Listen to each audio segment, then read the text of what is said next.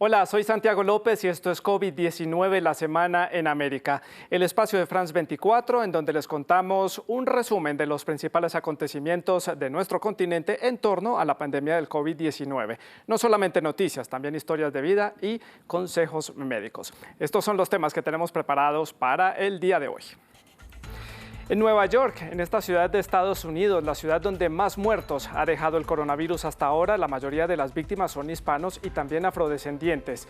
Vamos a conocer las posibles causas y las medidas que están tomando las autoridades.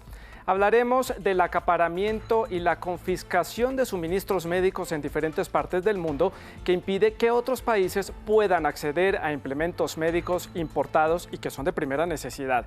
Y en nuestros consejos prácticos les explicaremos cómo compartir información de manera responsable sobre los temas que están relacionados a esta pandemia para no caer en los alarmismos y tampoco en las noticias falsas, no distribuirlas a través de nuestros grupos de chat.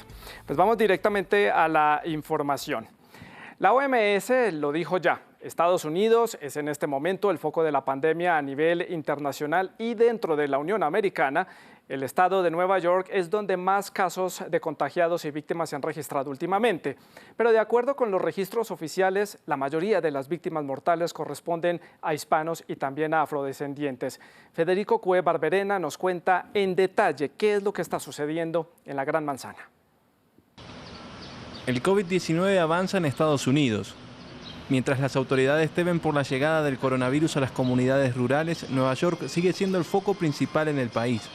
En las últimas 24 horas registró 779 nuevas muertes, récord en un solo día para ese estado. Y aunque las cifras podrían ir más allá de los más de 142.000 casos confirmados y más de 6.200 fallecidos, el gobernador asegura que el contagio está disminuyendo. No hay duda que ahora estamos doblando la curva y no hay duda que no podemos dejar de hacer lo que estamos haciendo. Esa es la buena noticia. Según las autoridades, las hospitalizaciones están bajando y el sistema de salud podría estabilizarse en 2 semanas. Pero en la ciudad de Nueva York preocupa cómo el virus está golpeando a comunidades vulnerables. 34% de los fallecidos son hispanos y 28% afroamericanos. El alcalde de la Gran Manzana culpó a las desigualdades sociales. Me enfureció ver que las disparidades que han afectado a esta ciudad, a esta nación, de una desigualdad fundamental, una vez más están causando tanto dolor y provocando que personas inocentes pierdan la vida.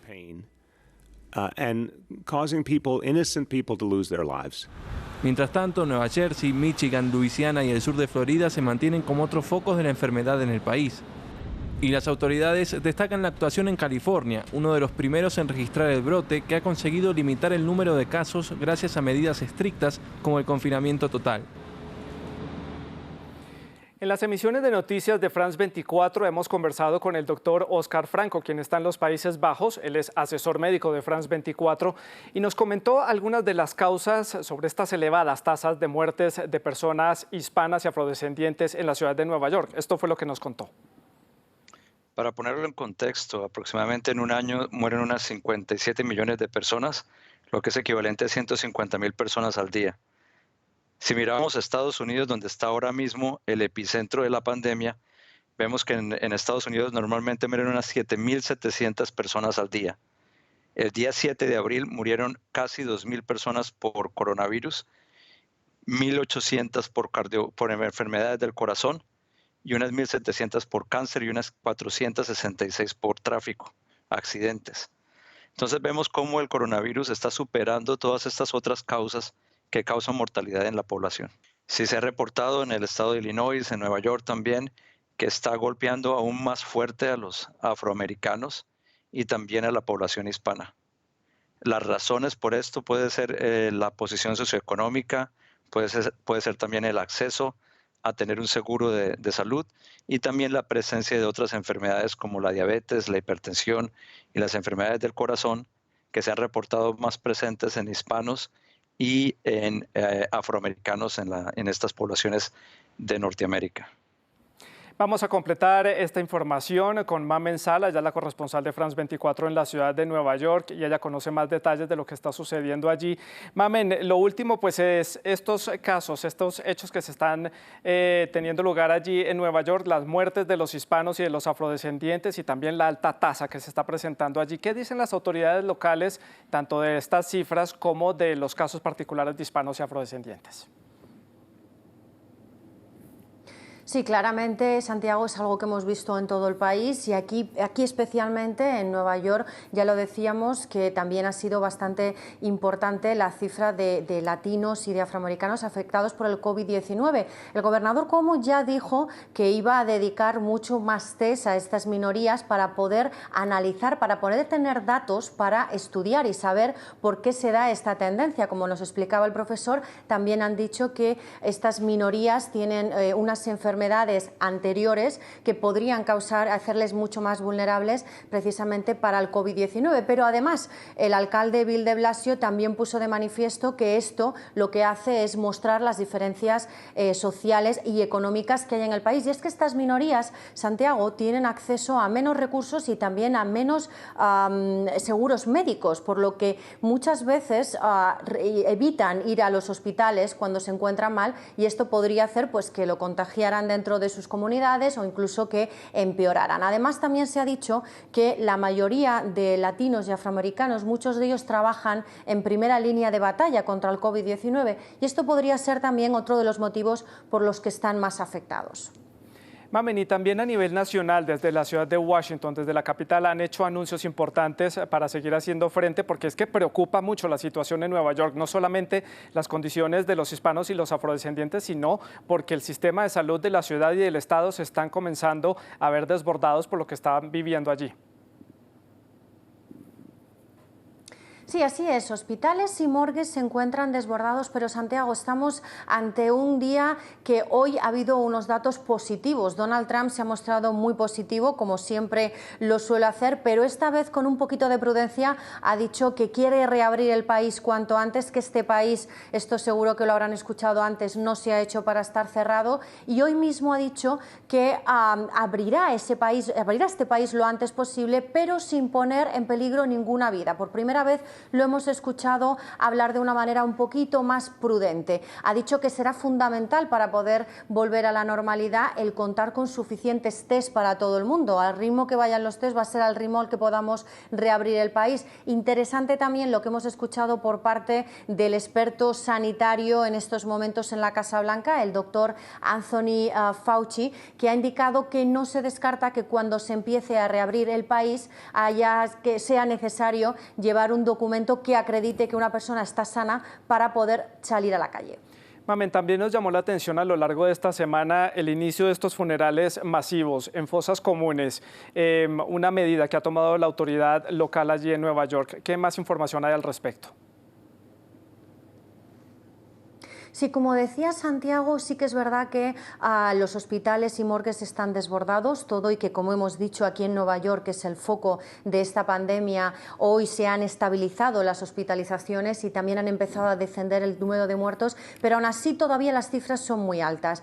¿Qué ha pasado? Pues bien, estas morgues están completamente congestionadas por la llegada masiva de muertes por el COVID-19 y lo último que sabemos es que se han abierto 2 fosas comunes más en la isla de Hara. Esta es una isla situada al este del Bronx, es una isla que hasta hoy, en los últimos 150 años, se estaba enterrando a personas pues que desgraciadamente nadie reclamaba sus cuerpos una vez que habían fallecido, o bien personas que no tienen dinero para permitirse ser enterradas en otro sitio. Pues bien, esa misma isla ahora mismo se está aprovechando también para enterrar a fallecidos del COVID-19. Bill de Blasio ya lo había avisado que si llegábamos a este punto se iba a hacer y esta semana ya hemos visto operarios vestidos con esos monos blancos de protección y esos camiones frigoríficos que habíamos visto distribuidos por la ciudad que pueden acoger hasta una docena de cadáveres. También han estado descargando cajas allí, son féretros en los que se suele poner el nombre de la persona para que luego, en caso de que tenga que ser identificada, se pueda hacer de una manera más rápida. Hasta ahora, los que habían estado trabajando allí eran los prisioneros de la cárcel de Rikers, pero el trabajo está, Santiago, que han tenido tenido que ir trabajadores para apoyarles. Y es que hasta ahora, si se estaban enterrando 25 personas de media a la semana, con la llegada de esta terrible pandemia, ese número se está dando en cada día. Cada día se están enterrando una media de 25 personas. La situación es, pues como podéis imaginar, terrible para llegar a tomar una decisión así. Y hay que ver cómo empieza a ponerse la situación con las próximas semanas cuando se llegue ya definitivamente al pico de contagio allí en Estados Unidos. Mamen, excelente reporte desde la ciudad de Nueva York. Muchísimas gracias por estos datos y completar esta información. Vamos a cambiar de tema. Vamos a hablar ahora de Venezuela en medio del confinamiento que hay allí por la incertidumbre también que hay a nivel internacional.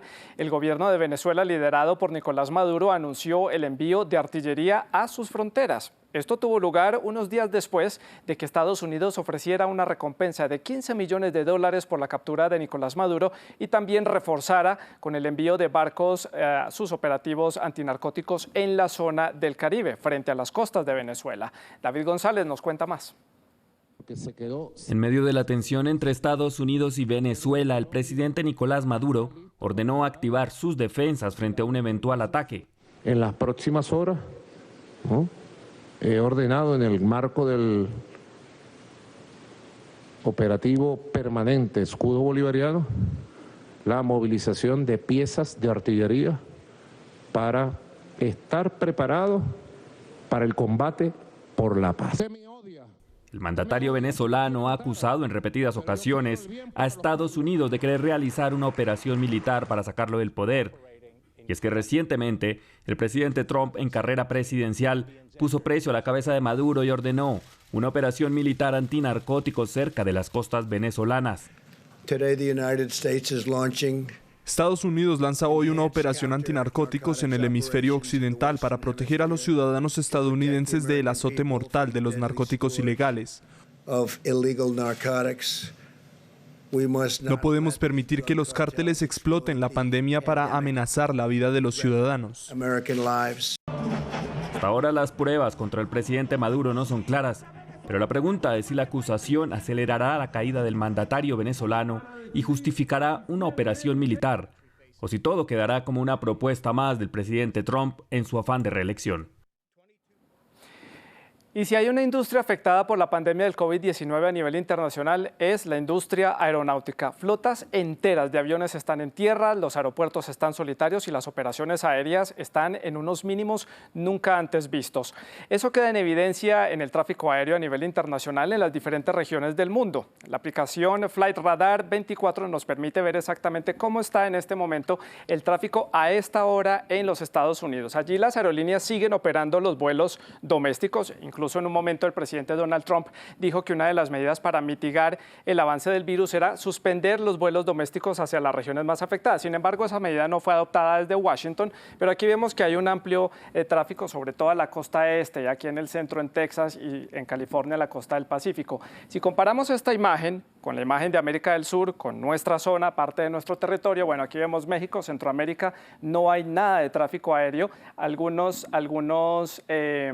tráficos de aviones son vuelos de carga, que la carga sí se mantiene movilizándose entre los diferentes países, y también vuelos para repatriados para ser llevados a sus países de origen. Este es el espacio aéreo del norte de Sudamérica, Colombia, Venezuela, Perú, el norte de Brasil. Vemos solamente unos cuantos aviones. Brasil, que es el país con la mayor concentración de tráfico aéreo de la región, miren, solamente tiene aquí unos pocos aviones que podemos contar en la zona de São Paulo y Río de Janeiro. Argentina, el espacio aéreo completamente desocupado, y Chile mantiene simplemente algunos vuelos de carga hacia el sur del país para poder mantener abastecidas a estas regiones australes cerca de la Antártida. Pues esa es una de las consecuencias que ha dejado hasta el momento la crisis aeronáutica, que ha provocado que muchas aerolíneas hayan tenido que retirar sus aviones de largo recorrido y también hayan tenido que dejar en espera o despedir a algunos de sus empleados. Vamos a cambiar de tema.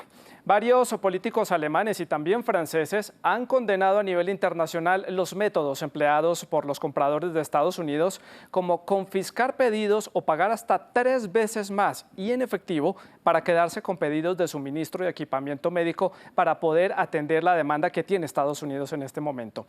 Estas medidas, que han sido calificadas como salvajes del lejano oeste, también han afectado a algunos países de nuestra región, han perjudicado varias iniciativas. Una de ellas tiene lugar lugar en Uruguay. Allí un grupo de empresarios locales lideró una colecta nacional para comprar suministros. Recaudaron hasta el momento 4.5 millones de dólares.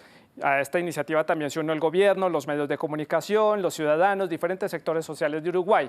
Se trata de la colecta nacional más grande en la historia de la República Oriental. Han comprado respiradores, máscaras, entre otros artículos, tanto en Estados Unidos como en China, y no los han podido recibir. Vamos a ampliar este tema con el empresario Ariel Ferfer. Él es uno de los líderes de esta campaña en Uruguay, está con nosotros. Muy buenas noches, señor Ferfer. Gracias por estar con nosotros en France 24, acompañarnos a esta hora. ¿Y cómo gestaron ustedes esta idea? ¿Cómo llegaron a esta propuesta? ¿Quiénes se unieron y cuál ha sido el resultado hasta el momento? Buenas noches, Santiago. Un gusto estar en tu programa.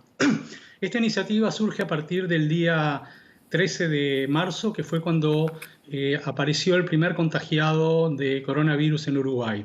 A partir de ahí empezó una inquietud nacional muy grande y preocupación, que hizo que el día 19 de marzo un grupo de un poco más de 20 empresarios nos juntemos para decir, bueno, ¿qué más podemos hacer fuera de estar mirando qué es lo que está pasando? Y fue así que a través de una videollamada convocamos al subsecretario de Salud Pública y también al director de infectología del Hospital Maciel, que es uno de los hospitales más conocidos acá en Uruguay, y los pusimos en una videollamada para poder entender realmente lo que estaba pasando, realmente cuáles eran las necesidades y también qué era lo que podíamos hacer de nuestro lado. Bueno, esa llamada realmente nos alertó mucho porque entendimos que las necesidades eran muchísimo mayores que las que nosotros nos imaginábamos, que las carencias de insumos eran enormes y que realmente quizás se justificaba de nuestra parte realmente asumir una iniciativa para poder realmente cooperar junto con el gobierno. Fue así que 2 días después pusimos en marcha esta campaña que tú mencionabas hace unos instantes, con la cual obtuvimos una solidaridad enorme de todo el pueblo uruguayo, de todas las mayores empresas. 150 de las mejores empresas del país cooperaron ya en forma muy generosa. Más de 2.000 personas a título individual también hicieron donaciones muy generosas, en algunos casos inclusive arriba de sus posibilidades reales. Pero eso nos permitió juntar más de 4,5 millones de dólares al día de hoy. Seguramente vamos a pasar los 5 millones en los próximos días.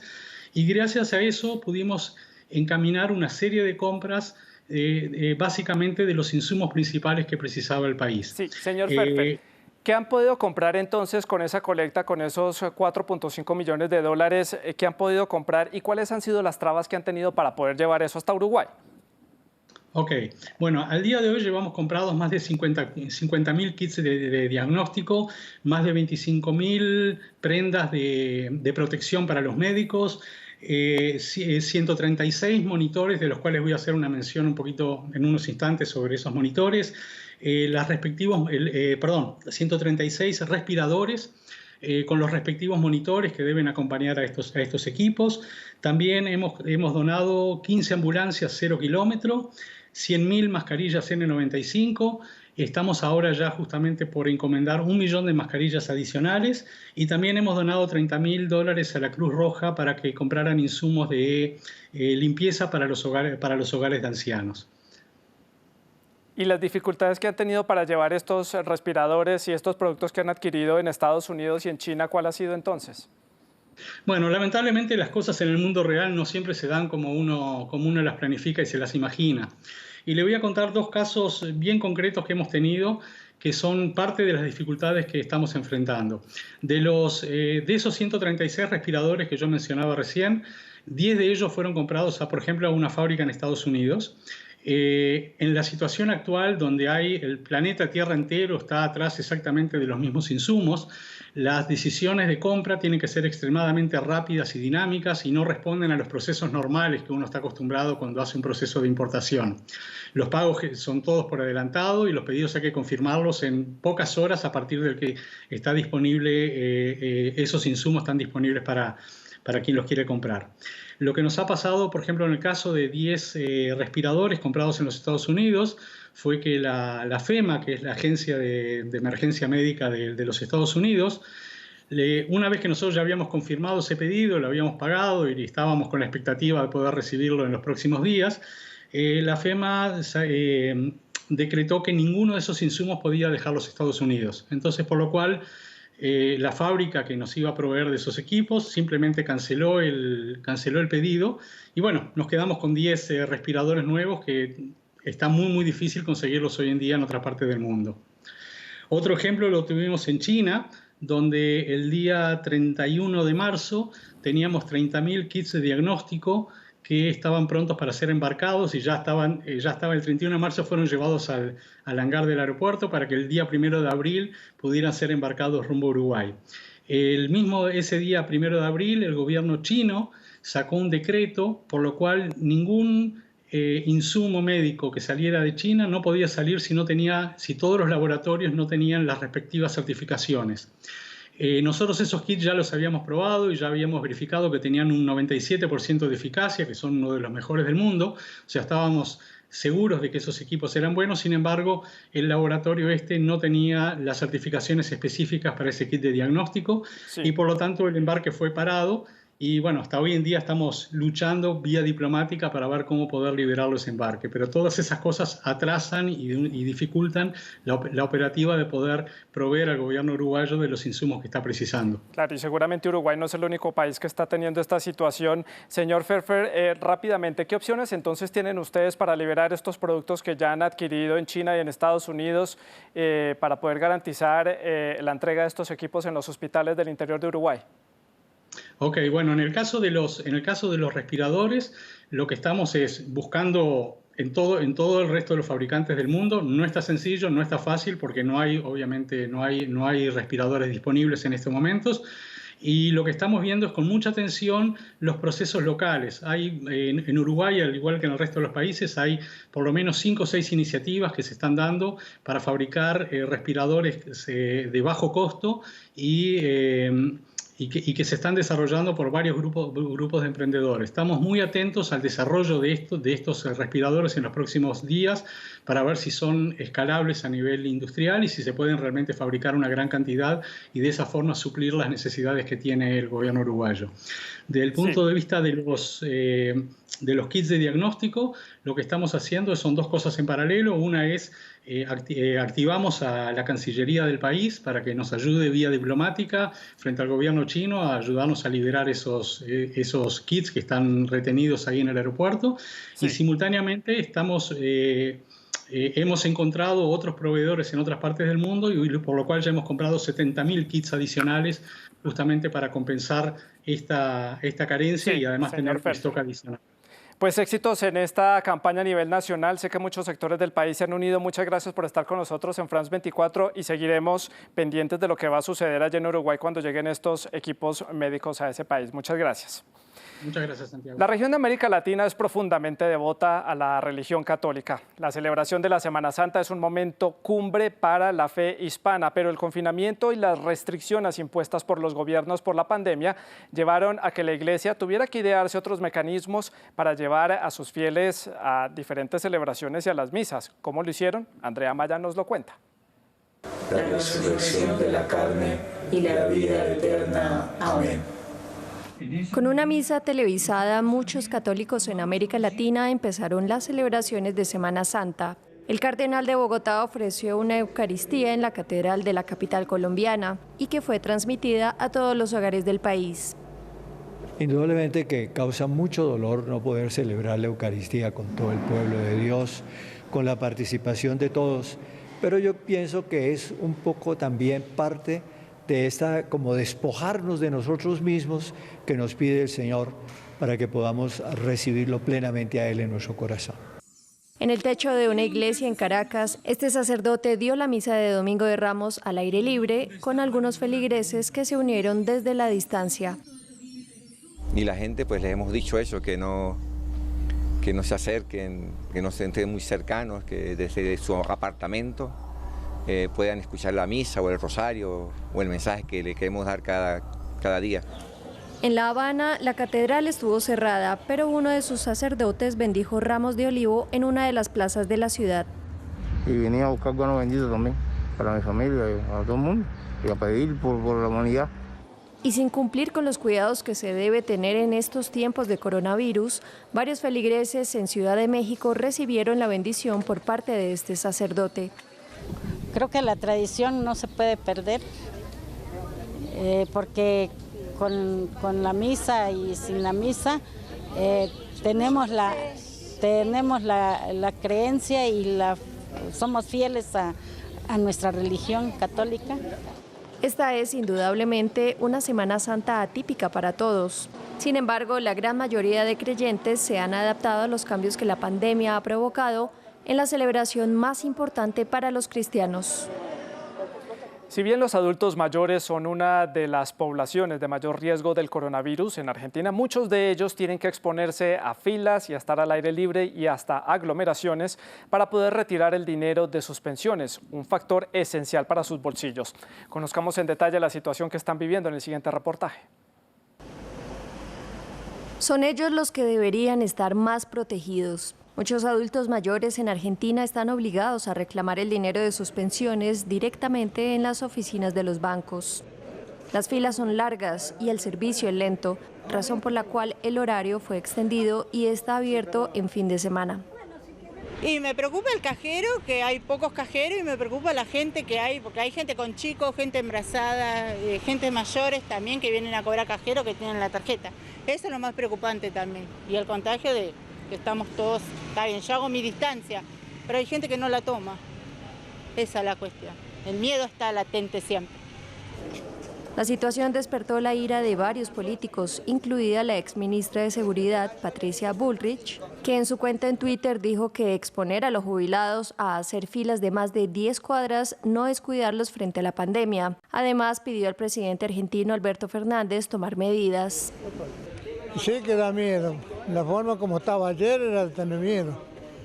La cuarentena obligatoria en Argentina está vigente hasta el 12 de abril y muy probablemente será extendida, lo que plantea un desafío para los adultos mayores que están acostumbrados a ir al banco para reclamar su pensión. Brasil, el país más poblado de América Latina con más de 208 millones de habitantes, muchos de ellos viven en la pobreza, en las llamadas favelas de diferentes ciudades de ese país y viven del día a día de su trabajo. Para ellos el desafío de la cuarentena es garantizar su alimentación y la de sus familias. Por eso varios grupos sociales y algunas ONG se han dado a la tarea de ayudar a estas familias que atraviesan dificultades económicas. Garantizar un plato de comida a los que más duro ha golpeado el COVID-19 es el desafío de Brasil. En varios estados se ha declarado el confinamiento obligatorio, una medida que ha privado del sustento diario a millones de personas que trabajan en la informalidad o que se alimentan de lo que les regalan en los restaurantes y comercios. Organizaciones sociales y ciudadanos han sumado esfuerzos para que la población más vulnerable se alimente diariamente y así puedan respetar el aislamiento. En Sao Paulo, este grupo de amigos recaudó fondos a través de un grupo en WhatsApp y repartió algunos platos en el centro de la ciudad. Leímos un artículo sobre 2 habitantes de la calle dividiéndose un plato de comida. Son extremadamente solidarios los unos con los otros, no pueden gastar dinero. Y creo que nosotros, que tenemos más recursos, tenemos que ayudar al prójimo. En Río de Janeiro, muchas personas se han visto obligadas a buscar comida en la parte trasera de un supermercado, donde diariamente se regalan los productos sin vender. Es una situación muy difícil, estamos pasando por una crisis, con personas desempleadas y atrapadas en sus hogares, pero no podemos quedarnos allí y menos cuando tenemos hijos, así que tenemos que arriesgarnos. Y en la región amazónica de Brasil, algunos alimentos no faltan. Sin embargo, muchas cosas llegan después de un trayecto de varias horas en barco. Además, por falta de infraestructura, trabajadores de la salud empezaron a vacunar a los habitantes contra la gripa y advertirles sobre la amenaza del nuevo coronavirus. La cuarentena y las restricciones sociales han cambiado las dinámicas de las ciudades. Las grandes y ruidosas metrópolis latinoamericanas se han visto encarando una reducción considerable de temas como la contaminación y otros factores como la movilidad.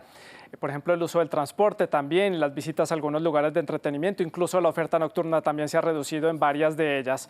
La compañía Google, a través de los G-Statics, ha hecho un estudio en las principales ciudades de la región sobre cómo ha cambiado la dinámica. Escogimos de manera aleatoria a Ciudad de México, la capital de la República Mexicana, para conocer algunos de los resultados de este estudio. Y los resultados sorprenden. Veamos aquí en la pantalla algunos de los resultados que nos deja este estudio hecho por Google. La recreación, la movilidad hacia las zonas de recreación y actividades de recreación ha disminuido en un 62%. La movilidad hacia los supermercados y hacia las farmacias y también hacia las tiendas pequeñas donde venden alimentos se ha reducido en un 19%. Y el transporte público, la movilidad hacia las estaciones de metro, las paradas de autobuses, el uso de taxis y otros medios de transporte público se ha reducido en un 51%, teniendo en cuenta que Ciudad de México es una de las ciudades más grandes de América Latina y allí el confinamiento pues todavía no es obligatorio. Muchas personas lo han tomado simplemente para poder resguardar su salud. En otros temas, en redes esta semana hubo muchos anuncios, recomendaciones y por supuesto no pueden faltar las noticias falsas que muchas personas retuitean o reenvían a sus compañeros y amigos a través de los chats. Hicimos un barrido en nuestra región y esto fue lo que nos pareció interesante, destacado. Este trino de la Secretaría de Prensa de la Presidencia de El Salvador, que destacaron los avances que está teniendo el que es considerado hasta ahora como el hospital más grande de la región de América Latina, que se está construyendo precisamente para enfrentar la pandemia del COVID-19. Está ubicado en el Centro Internacional de Ferias y Convenciones de San Salvador.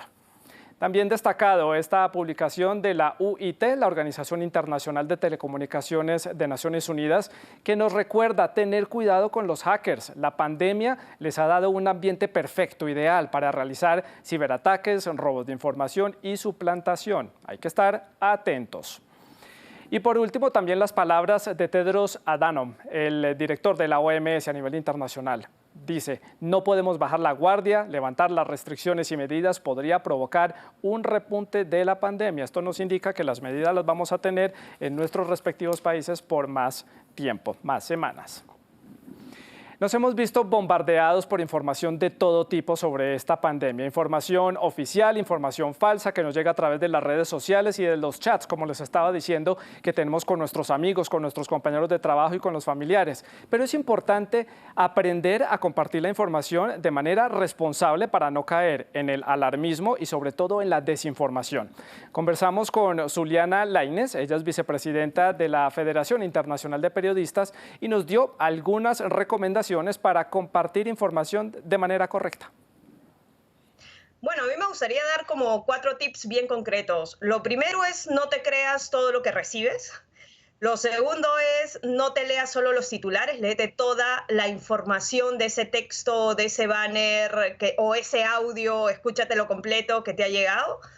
Lo tercero es, y creo que es una de las herramientas que usamos más los periodistas, ese titular que te llegó o esa información que te llegó por audio, intenta googlearlo porque lo más probable es que ya hayan periodistas, instituciones o otros ciudadanos que te estén alertando que esa información es falsa. Cuarto, verifica la fuente que lo está diciendo. Solo ahí, cuando has podido tamizar de que esta información puede ser cierta, compártela. Porque estamos en una época en la que cuando uno lee algo y esto emocionalmente es certero con tu posición individual, uno tiende a retuitearlo o a reenviarlo por WhatsApp sin siquiera haberlo acabado de leer. Y creo que ese es el gran error y no como periodistas, creo que como ciudadanos estamos contribuyendo a que crezca la desinformación por no darnos el tiempo de contrastar, que es lo que en esta época no solo le toca a los periodistas, le toca también a los ciudadanos. Recomendaciones importantes. Es todo por el momento aquí en COVID-19, la semana en América. Muchas gracias por su sintonía. Deje sus comentarios y sus preguntas a través de las redes sociales de France 24. Siga con nuestra programación.